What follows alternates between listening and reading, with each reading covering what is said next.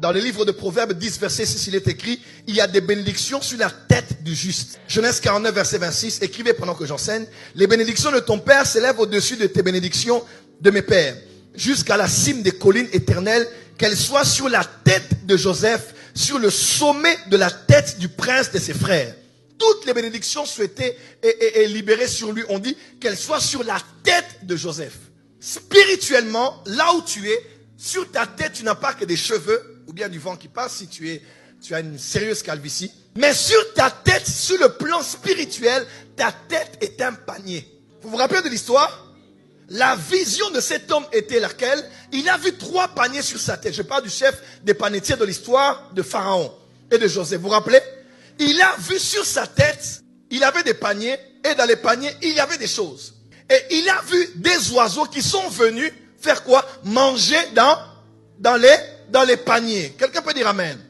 Oh là là là. Il a vu les oiseaux en train de manger dans les paniers. Et subitement, Joseph dit, c'est pas possible. Il dit, les 3 paniers sont 3 jours. Il dit, dans 3 jours là, Pharaon va lever ta tête et ta tête ne sera plus sur ton corps. Les 3 jours étaient les paniers, mais les oiseaux mangeaient quoi? Les oiseaux prenaient quoi sur la tête? Plus les oiseaux mangeaient, lorsque les oiseaux ont pris tout ce qu'il y avait à l'intérieur, cet homme a été décrété comme celui qui allait mourir, décapité. Parce que ta bénédiction est ta protection. Il est écrit, l'Éternel te bénira et il te gardera. Parce que là où Dieu bénit, là où Dieu assure la sécurité. Quand la bénédiction te quitte, la protection te quitte aussi. Voilà pourquoi, s'il te plaît, je connais la puissance des impositions des mains.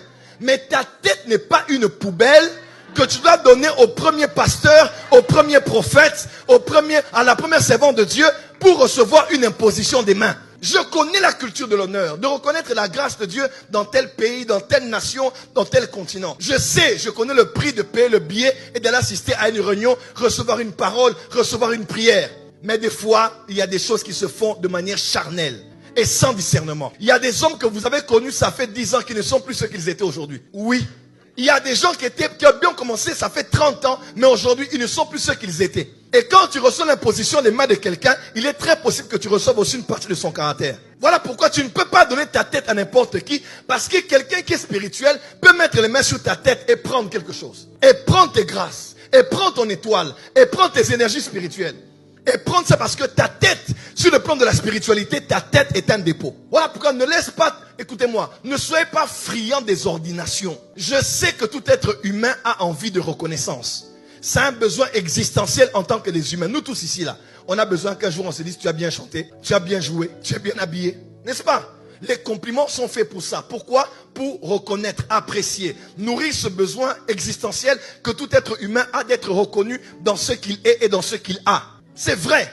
Et l'ordination fait partie de ces voies officielles dans l'église où on se dit, on sait qui tu es, on sait ce que tu as, et c'est le temps de Dieu au milieu de tous. On doit t'honorer, te célébrer, te oindre et te relâcher. Tout le monde aime ça. Mais il y a un danger de le chercher hors du temps de Dieu et hors de la volonté de Dieu. J'ai vu des femmes aller se faire ordonner parce qu'un pasteur avait trouvé ça comme la stratégie de la garder à l'église. Il y a des gens qu'on ordonne aujourd'hui parce qu'on se dit, la maman elle est très riche, hein, pour qu'elle ne quitte pas l'église, les offrandes.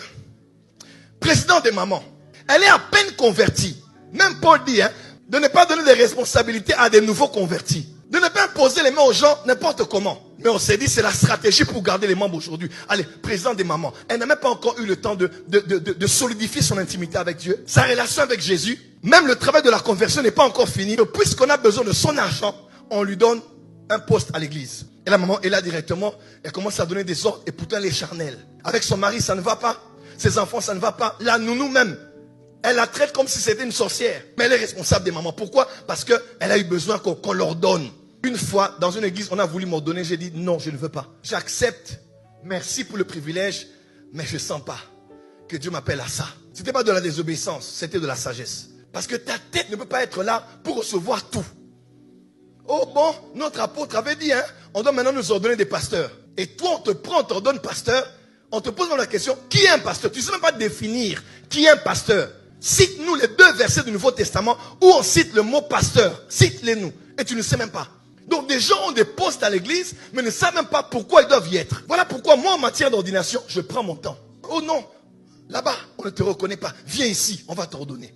Et toi, tu penses que là-bas, on te bloque.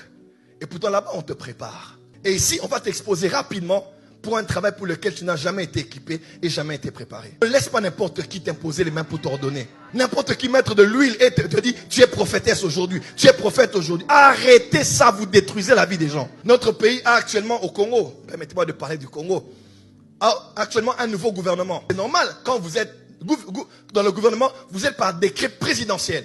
Et quand vous l'êtes, on vous donne les militaires qui vont avec, le budget qui va avec, le timing qui va avec. On vous donne les avantages qui vont avec. Ne vous êtes pas autoproclamé ministre. Vous avez été nommé ministre. Ne vous autoproclamez pas prophète, apôtre, docteur, évangéliste. Sinon, vous allez être ministre mais sans budget. Être ministre mais sans les anges, les militaires pour vous protéger dans le mandat. Dis amen très fort. Ainsi, beaucoup vont dans les ministères. On a dit, tu es prophétesse, tu es prophète. Il part là-bas, il y a des combats, pouf, mariage, divorce. Pouf, pouf, pouf, pouf, l'enfant devient un drogué. Je ne dis pas que tous ceux qui ont des problèmes sont hors de la volonté de Dieu. Mais Dieu est avec toi quand tu as des combats, quand il est avec toi. Maintenant, Dieu n'est pas avec toi, tu fais comment? Dieu ne t'a pas dit de voyager, tu voyages. Ce n'est pas les anges qui t'attendent à l'aéroport. Tu entres dans quelque chose pour lequel Dieu ne t'a pas précédé. Dieu a dit à Abraham d'aller offrir Isaac parce que le bélier y était déjà. Dieu ne donne pas la vision après la provision. Dieu donne la provision avant la vision. Avant qu'on nomme un ministre, l'argent du budget était déjà là. Dieu crée la clé avant le cadenas. Tu n'as pas entendu. Dieu crée la solution avant le problème. Quand Dieu appelle quelqu'un, il y a déjà tout prévu pour son mandat. Et toi, tu es là en France, tu es une église qui ne grandit pas, qui n'évolue pas. Ce n'est pas normal. Il est très possible que tu ne sois pas là où Dieu t'attendait. Regarde tes voisins, fais attention à ta tête. Aujourd'hui, le ministère est sexuellement transmissible. Prophète Joël, pourquoi maman Simeon n'est pas prophétesse? Vous voyez un peu ça? Ça, c'est une blague. C'est Jésus qui appelle. C'est pas aujourd'hui un mari qui est apôtre doit avoir une femme prophétesse. Un homme qui est prophète doit avoir une femme prophétesse. Donc, comme ton mari est prophète aussi, tu dois être prophétesse. Excusez-moi, c'est la foutaise. Tu vas tuer ta femme pour rien. Quand elle prendra le micro, tout le monde attendra qu'elle fasse comme la femme de l'autre prophète là-bas. Et comme elle ne pourra pas, elle sera frustrée. Et pourtant, son rôle, c'est peut-être seulement chanter.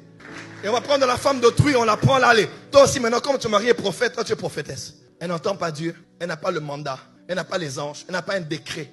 Elle n'est pas reconnue dans le monde spirituel. L'ordination n'est pas qu'un rituel physique. C'est une reconnaissance des esprits. Et on t'appelle pasteur, les esprits ne te connaissent pas. Les démons ne te connaissent pas. Les anges ne te connaissent pas. Tu es sincère dans ta démarche. Mais après, tu vois que tu n'as pas de résultats.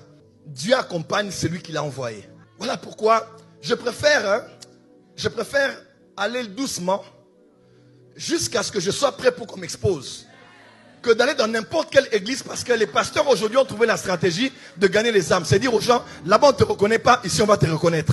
Là-bas on ne t'ordonne pas, ici on va t'ordonner. Tu as une grande grâce, mais on te bloque. Tu as une grande grâce, mais ton prophète n'a pas vu, hein. Il n'a pas vu ce que tu as. Tu as quelque chose de fort. Mais c'est normal, quand Dieu voit quelque chose de fort, il prépare cette personne pendant des années. Et on a tué beaucoup de gens comme ça. Allez, viens, dans ta tête, imposition des mains, on met de l'huile, on met le talit, on commence à prier, on commence à proclamer. Tu es maintenant apôtre, tu es maintenant évangéliste, tu es maintenant docteur. Il y a ton voisin, protège ta tête. Il y a ton voisin, ta tête est un dépôt.